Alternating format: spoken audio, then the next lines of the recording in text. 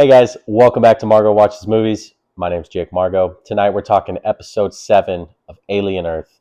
And I have to say, with resounding confidence, I found this to be the best episode of the season so far.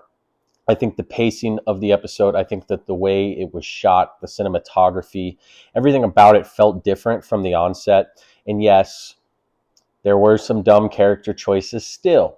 This is just a show kind of propelled forward by periodic decisions of characters that really stick out in what is otherwise a high quality show. And it is frustrating to me. But I think it's something I'm just having to accept because everything else about this show I am finding to be captivating. I'm drawn in.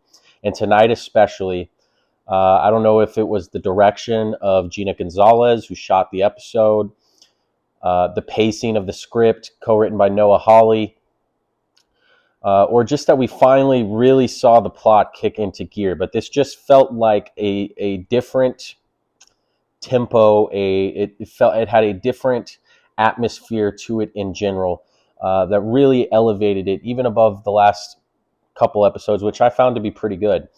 This was just a full tier for me, better than any episode we've gotten so far. I think we're finally seeing the potential and promise of this show. And I think the best part about it was that there was this haptic momentum carrying the story along in this episode. In many ways, it felt contained while still driving the plot forward. But it's basically, we're at stage one of what I would call of breaking contamination, right? We've heard that phrase a lot in this season, but this episode is where we have several aspects of the lab break loose.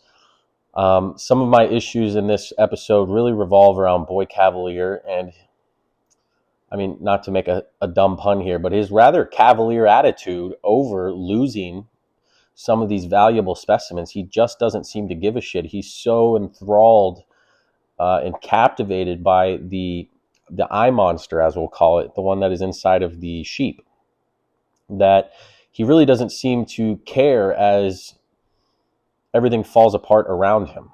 And there were several really captivating storylines to me. When the episode kicks off with Slightly, who the actor in this episode, I think, gave a really powerful performance. The fear and the just conveying the sense of how far in over his head this child in an adult body was really powerful stuff from him. And it really, and what could be a character that is very easy to detest because of the actions he's committing. Yes, at figurative gunpoint, being blackmailed by Morrow, but I think that the actor playing him was able to reach in and find a dimension that really made you, as the viewer, at least me, empathize for him, pity him in a lot of ways. And I can't commend that performance enough. But as the episode kicks off with Arthur and the alien on his face, and kind of us, especially from how they tipped the hat in the flashback episode, it seemed like Arthur was a dead man. I said that in my last review. And we get a nice reveal a quarter of the way through the episode that he isn't. Now, for us to get to that reveal, we have Slightly and Smee trying to sneak Arthur's body out, and they run into Kirsch, Timothy Olyphant's character, who is we really get a sense of the moves he's been playing the last few episodes. Yes, as someone in my comments pointed out in the last episode, he does detest Boy Cavalier, no doubt, but his methods were calculated at a grandmaster level of chess strategy. I was very impressed with his reveal, which we'll get to in a little bit. But as they run into Kirsch trying to take Arthur's body away, as chaos is breaking out, Wendy has let the xenomorph loose in the lab with her ability to speak the language to buy her brother and Neb some time. Kirsch instructs them, hey, I've caught you, but you need to take this service elevator. That's the quickest way to get to the beach. He reveals he knows that Slightly has been being coerced by Morrow. And you're still wondering what is going on there. So they get to the beach. They are en route to the extraction zone, when a group of soldiers walks by, they have to hide Arthur's body. And then when the soldiers are gone, Arthur's no longer there. Out he walks without the alien on his face. I think many people who are fans of the movies, who have any semblance of background info on the movies, like me, someone who's seen the first Alien a couple times, I kind of knew where that was going, and we got it. And it was pretty brutal. Obviously, you're never going to touch um, the original chest burster scene from the first Alien movie with John Hurt, but um, it's still a tragic death to a character who I thought was more than likely the most empathetic character on the show for me. He seemed to, yes, he was a scientist working for this billionaire, but it seemed to be about the pursuit of discovery for him. I don't think he was out.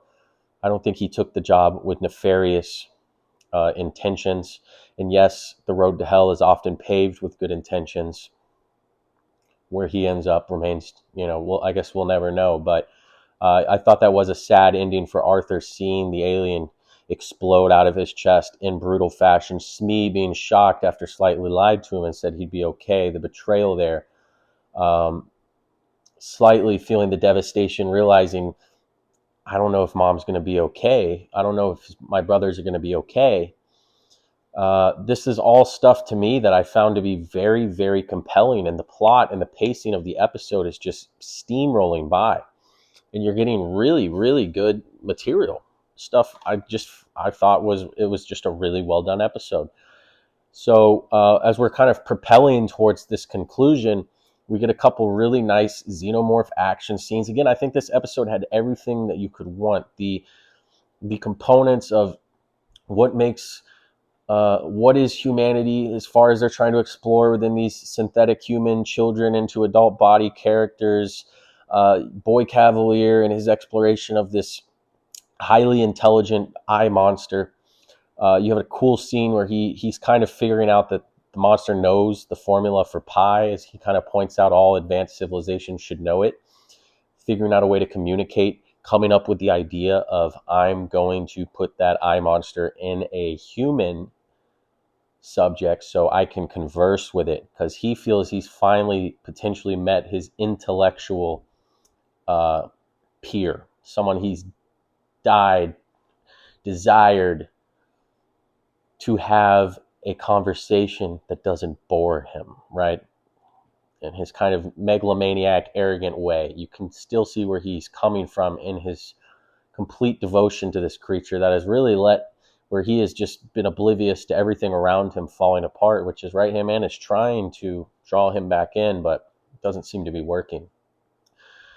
You also have the other synthetic character. I can't even remember her name, but she's really, ever since they introduced Boyd, like, and her, her wanting to earn his affection, she's really been sidelined a big portion of this season. But that comes back into play where she tells on, Wendy, her brother Joe, and Neb as they're escaping.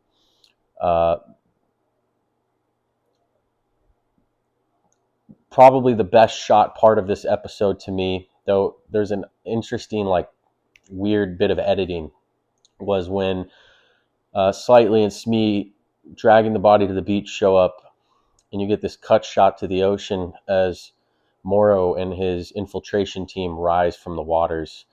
The look of horror on Slightly's face, I thought, was just a really, really well framed scene. I think the direction in this episode was superb. It felt cinematic. It felt bigger than just a television show. The lighting, Gina Gonzalez is talented, and I'm interested to see, if we get any more episodes of her, if she was just in her bag in this episode or what. But the shot of Morrow rising from the ocean, kind of politely but furiously lecturing Slightly for letting the chest burster happen and not getting the body, but it does appear he has a backup plan, as he calls the team 2, who then finds Wendy and her brother. And I mentioned earlier in the review, Wendy lets the xenomorph escape with her language. deal, and we realize the Xenomorph has been trailing them the whole time. So I do think it looks to Wendy. I, I don't know if it's as a maternal figure, as a general, or what, but she does her little click click shit, and that thing absolutely eviscerates this group of soldiers, just brutalizes them. Gory, good action scene. Again, well shot. Not overdone on the gore, but the aftermath of it is brutal. And we kind of propel ourselves towards this conclusion where Wendy, Joe, and Neb get to the boat. And out pops the girl with the red dreadlocks, who I think was like kind of in a relationship with Joe at the start of the season. She is said, no, nope, I don't even know how she really got there. I don't know if I just missed it. Maybe someone can explain that to me in the comments. But she's there waiting, and she's not having it. And then one of the other soldiers takes Neb's toy, and she rips the dude's jaw off and goes ham. And I don't know about the construction of this scene, because they're surrounded on this dock on a boat, right? And they're surrounded by about 20 soldiers. And they have this action scene break out on the boat while all 20 of these soldiers are just sitting there. And I know they point out, like, don't shoot the product, but then they kind of do. So it just was kind of a jilted, the choreography of it, the layout of it. I don't know why they had to have so many of them, or why they went that direction, but it's not enough for me to like hate the conclusion. I still think it was really well done. And then Joe, of all people, knowing he's about to be turned in, takes the stun, I thought was an electrical effect, and shoots Neb, but it seems to kill her. Maybe she's salvageable. We'll see. But they sure tried to make it seem like she died. But he saves the girl with the red dreadlocks. And the episode ends with this nice little, hard rock needle drop of Wendy screaming at Joe, "What have you done?" And I think the ending was just a tad bit deflating. And you see the Xenomorph off in the distance watching. So we know next week will probably be another, I hope at least, similar route of this episode of haptic, constant momentum, the episode barreling along, well paced, good action scenes. Yes, dumb character decisions, but I just think at this point, if you're still watching the show and you're enjoying it, you just got to live with it, because that's just kind of where we are. So all in all, though, I do think this was the best episode of the season. I thought it was the most compelling. I thought there were resounding performances. Oh, and I've totally left out the best part of the episode for me, which is the reveal with Morrow and his team. Kirsch basically is revealed to have drawn Morrow onto the island using Slightly, and he draws him into a trap trying to catch this creature. And that's kind of the big chest reveal with between Kirsch and Morrow, these two kind of peers in a sense, in competition with each other. You get the classic "this isn't over" line. But I thought the way it's revealed, the chess game that Kirsch was playing, he completely outclasses and outmaneuvers Morrow, and draws him right into a trap where he has now captured him. He's kept the alien. He brings Slightly and Smee back into the fold, tells them they're grounded, which was funny. And I'm just loving Timothy Olyphant in this show as Kirsch. He is my favorite character by far. Morrow is there as well, but Kirsch to me is just a tier above everyone else, performance-wise and everything. Just what Timothy Olyphant's doing with the character. And I think Slightly as well is another compelling character, been thrust into this horrible situation, way out of his depths, way above his emotional maturity level. But that whole reveal with Kirsch was really well done, I thought. So yeah, that's my review. That's my recap of episode 7. Again, best episode of the season for me. I'd give this an 8.5. I do think if we could get out of the bad character decisions, there's a 10 episode in this show somewhere. Maybe we'll get it this season. Maybe next season we'll find its footing and elevate into greatness instead of good/promising. But again, this was a really, really excellent episode for me. So 8.5. Let me know what you guys thought in the comments below. Give me your thoughts. Give me a like. Give me a subscribe if you enjoyed the review. As always, guys, that's all for tonight. Thanks for tuning in. This is Jake Margo with Margo Watches Movies. We'll see you next time.